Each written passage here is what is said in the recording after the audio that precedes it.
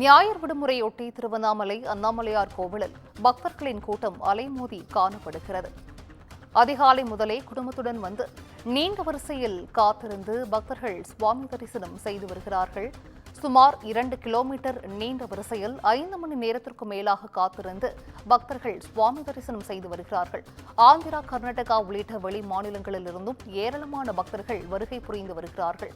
கூடுதல் விவரங்களை செய்தியாளர் ஜான்சன் வழங்கிட கேட்கலாம். ஜான்சன், வணக்கம். விடுமுறை தினமான இன்று திருவண்ணாமலை கோவிலில் ஏராளமான பக்தர்கள் சுவாமி தரிசனம் செய்து வருகிறார்கள். இது குறித்தான முழு விவரங்கள் ஜான்சன்.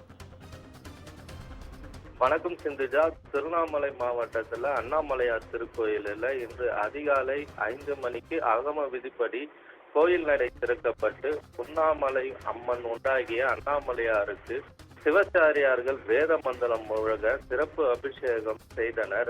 இதனைத் தொடர்ந்து அதிகாலை முதலே பக்தர்கள் கிழக்கு திசையில் அமைந்துள்ள ராஜகோபுரம் நுழைவாயில் வழியாகவும் அம்மாமணி அம்மன் கோபுரம் நுழைவாயில் வழியாகவும் சுமார் 2 கிலோமீட்டர் தூரம் நீண்ட வரிசையில் காத்திருந்து 5 மணி நேரத்திற்கு மேலாக காத்திருந்து பிறகு அண்ணாமலை உண்டாகிய உண்ணாமலை அம்மனை தரிசனம் செய்து பின்னர் திருமஞ்சர கோபுரம் வழியாக வெளியே செல்கின்றனர்.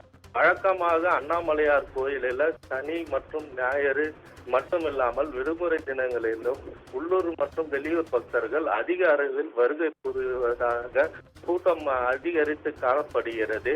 அதே போன்று ஆந்திரா, தெலுங்கானா, கர்நாடகா உள்ளிட்ட வெளிமாநிலங்களிலிருந்து அண்ணாமலையார் திருக்கோயிலில் வருகை புரிவதாலும் கூட்டம் அதிகரித்து காணப்படுகிறது.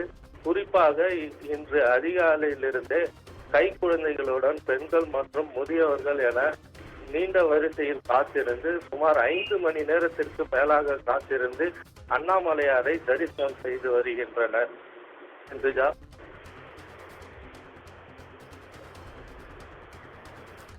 விவரங்களை வழங்கியமைக்கு நன்றி ஜான்சன்.